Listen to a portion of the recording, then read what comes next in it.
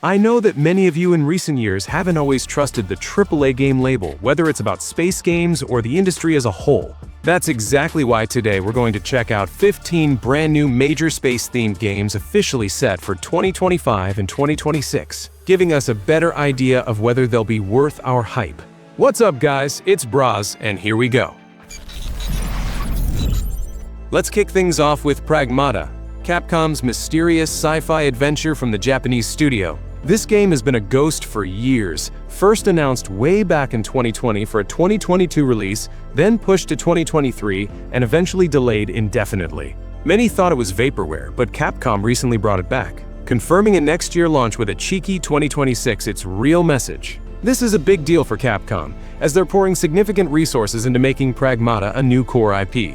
What makes it stand out? You're controlling two characters simultaneously, Astronaut Hugh and Android Diana, who handles real-time hacking minigames on a 5x5 grid to expose enemy weaknesses while Hugh delivers the damage. This dual control system is intense, forcing you to split your attention between tactical puzzles and dodging incoming fire. Regarding those early hands-on impressions, these come from journalists and creators who got to play a demo at events like Summer Game Fest 2025. They called it a ton of fun with a steep learning curve, but incredibly rewarding once it clicks. Some even compared the feeling to BioShock's minigames combined with third-person action.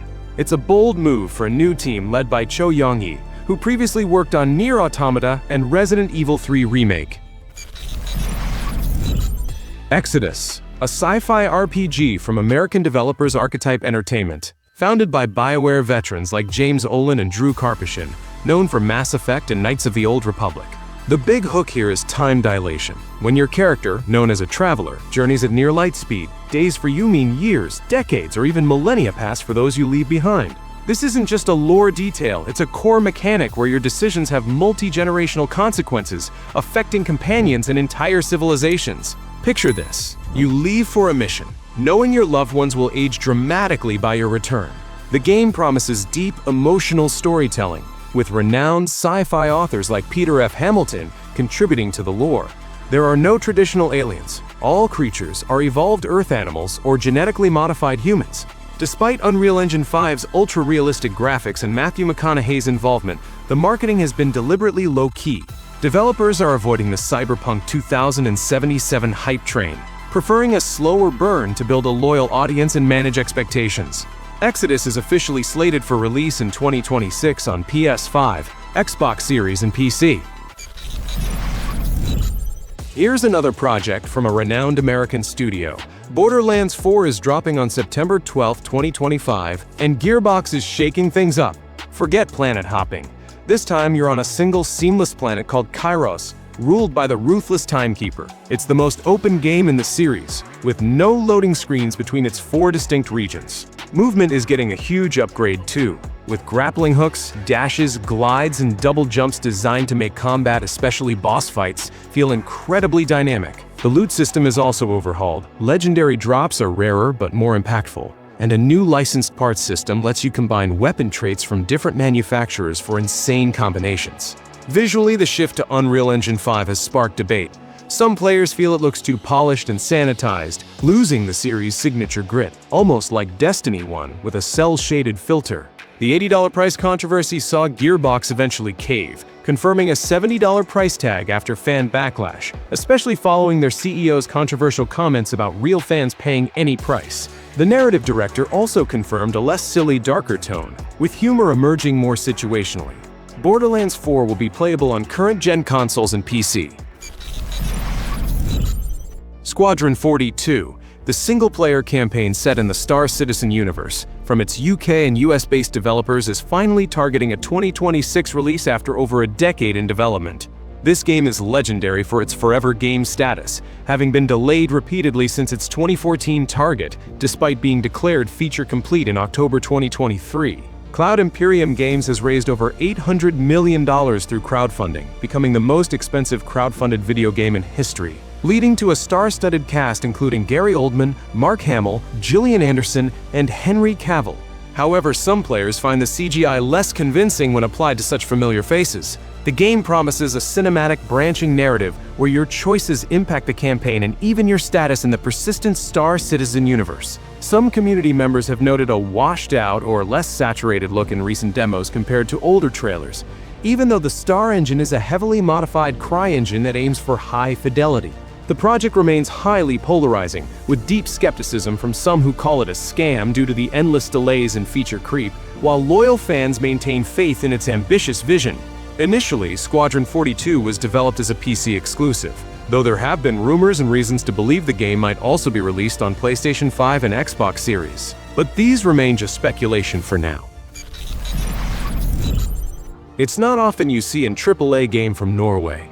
Dune Awakening is a massive multiplayer survival game that hit PC on June 10, 2025, with console versions coming in 2026. Funcom, known for Conan Exiles, has crafted an alternate timeline where Paul Atreides was never born, Duke Leto survived, and the Fremen mysteriously vanished, allowing for a fresh take on the iconic universe. The core loop involves surviving Arrakis's brutal environment, managing water with still suits, building shelters from sandstorms, and constantly fearing sandworms. A key feature is the dynamic world. Coriolis storms weekly reshape the deep desert, revealing new areas and dangers. Combat is a sandbox, blending melee, ranged, and abilities from great schools like Bene Gesserit, plus vehicles like ornithopters. Even so, the game launched with significant Unreal Engine 5 optimization issues, with players reporting stuttering and inconsistent frame rates, leading to debates about the engine itself versus developer competence. There's also controversy over forced PvP and endgame zones, despite earlier promises of optional PvP, causing frustration among PvE players. Funcom collaborated with G-Core to ensure low-latency performance, especially for South American players, attracting nearly 40,000 concurrent players during beta. I'm an admirer of cosmic horrors, and I'm glad that developers are actively promoting this subgenre. Retrieval, from Spanish 333 Studios, is shaping up to be a truly cinematic sci-fi horror experience, launching in 2026. This game draws heavy inspiration from classics like Alien, The Thing, and Dead Space, focusing on paranoia and distrust as you face an alien organism capable of perfectly mimicking its prey. Imagine the psychological terror of not knowing who to trust among your crew. The developers are pushing immersion with NVIDIA RTX Ti for stunning ray-traced shadows and reflections, plus Dolby Atmos for truly haunting 3D audio. Gameplay emphasizes survival horror elements, limited resources, puzzles, and evasion rather than direct combat, making you feel vulnerable against the unknown. You play as Commander Hanalosha, stranded on the distant planet Rhyhalion, uncovering chilling secrets beneath a mysterious retro-futuristic base. While the game aims for high quality, the broader community has concerns about Unreal Engine 5 optimization, as many UE5 titles have launched with performance issues, but this is quite standard practice. It's important to note that this is a project from 333 Studios, not to be confused with Starward Industries' The Invincible, which is a different game based on Stanislaw Lem's novel. And as is often the case, all we have is a trailer so far. Now let's move on to something more fun. Wildgate, the new hero builder shooter from American studio Moonshot Games, which blends player versus player combat with environmental challenges, launched on July 22, 2025. This game throws teams of 4 into the procedurally generated Reach to find an artifact and escape, or simply be the last ship standing. It's not a traditional hero shooter. Instead, your loadout choices define your playstyle, making it a hero builder where you craft your character's abilities. A standout feature is the dynamic map, constantly reshaped by cosmic storms and hazards, ensuring no two matches are the same. Ship management is crucial. You pilot, manage fuel, ice for repairs, and ammo, all while patching up damage in real time. You can even board enemy ships for intense FPS combat, a high-risk, high-reward move. The open beta saw positive feedback for its PvE and ship combat, but players also flagged issues like unbalanced weapons, the aim gun was notoriously overpowered, slow mid-match pacing, and technical glitches, especially on consoles. Moonshot Games has been actively listening, promising regular free content updates and balance patches post-launch, including new prospectors, weapons, and custom lobbies. The Alters, from Polish 11-bit Studios, launched on June 13, 2025 on latest console platforms, PC, and straight into Game Pass. You play Jan Dolski, the sole survivor of a crash on a hostile planet, forced to create alternate versions of himself, altars, to run his giant wheel-shaped mobile base and escape the deadly sun. Each altar is a version of main hero who made a different life choice in the past, giving them unique skills, personalities, and even conflicts. It's not just resource management, it's a deep dive into philosophical questions about identity, regret, and the consequences of your choices. The game has received very positive reviews and sold over 280,000 copies, with over 1 million Steam wishlists, which is impressive given its Game Pass availability. However, it faced a controversy. 11-bit studios admitted to using generative AI for some background text and late-stage localization. They called it an oversight and extreme time constraints, promising to replace the AI content, but it sparked a wider debate about AI ethics in gaming. By the way, there's some interesting information regarding the game's engine. Almost everyone claims it's Unreal Engine 5, but there's data suggesting that the Altars was developed on a significantly modified Unreal Engine 4, specifically version 4.26. This information comes from Game GPU, which relies solely on technical specifications. If this is true, then the developers are simply handsome, and their hands grow exactly from the right place, because the optimization and visuals of the game are very good. Another interesting title, Aphelion, the new cinematic sci-fi adventure from French developers Don't Nod, the creators of Life is Strange, is set for 2026 on PS5, Xbox Series, and PC. This game promises an emotional, human-centric story where Earth is dying, and humanity's last hope lies on the icy planet Persephone. You control 2 European Space Agency astronauts, Ariane and Thomas, separated after a crash. The core gameplay involves alternating between their perspectives. Ariane focuses on traversal, like climbing and grappling, while the injured Thomas investigates mysteries. This dual protagonist structure is central to both the narrative and game design, creating a unique rhythm. Don't Nod collaborated with the European Space Agency to ensure scientific accuracy and a realistic depiction of space exploration. But the game's marketing has seen some controversy, with players criticizing trailers for not accurately reflecting gameplay or using fake streamer reactions. Nevertheless, Don't Nod's reputation for deep narrative experiences suggests Aphelion could be a compelling, tense stealth adventure as you uncover haunting secrets beneath the ice. Chinese developers have also reached for AAA projects with a space-themed focus, but as always, it's not without surprises. Mecha BREAK, the multiplayer mech shooter from Amazing Season Games, launched on July 1, 2025, and it's all about high-octane robot combat. You pilot massive strikers in dynamic ground and aerial battles across various modes, including 3v3, 6v6, and a PvPv extraction mode.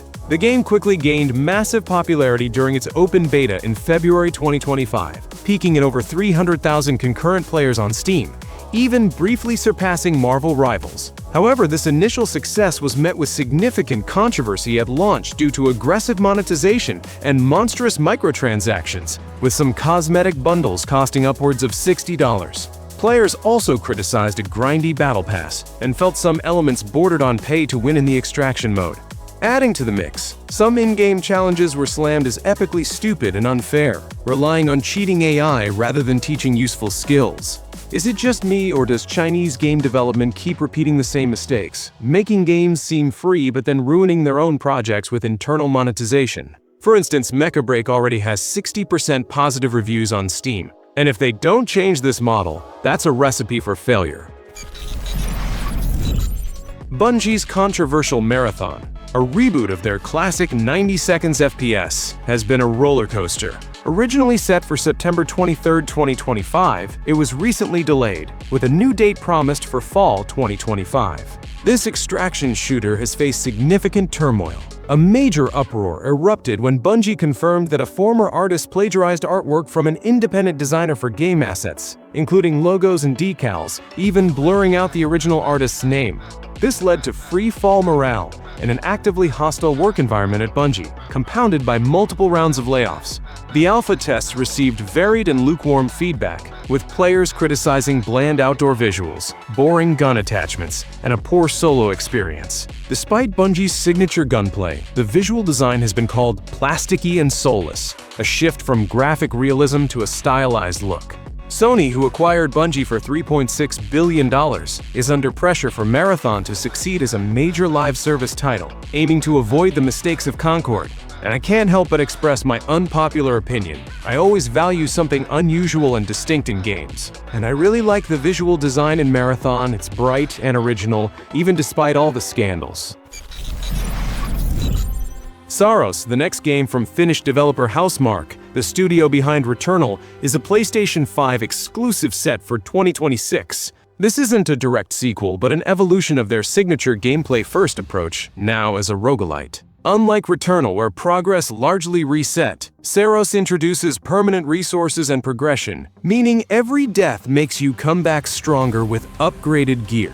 This aims to make the game more accessible without sacrificing challenge, potentially broadening its appeal beyond Returnal's hardcore audience. The game boasts a significant budget of around $76 million, made possible by Sony's acquisition of Housemarque. You play as Arjun Devraj, a Soltari enforcer portrayed by Rahul Kohli, exploring the lost colony of Carcosa under an ominous eclipse.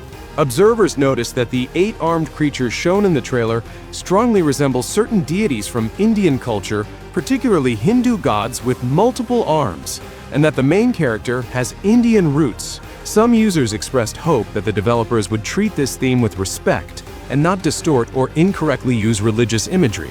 The game's PS5 exclusivity has sparked speculation about a future PC port, or even its role as a PS6 launch title, similar to Returnal's early PS5 presence.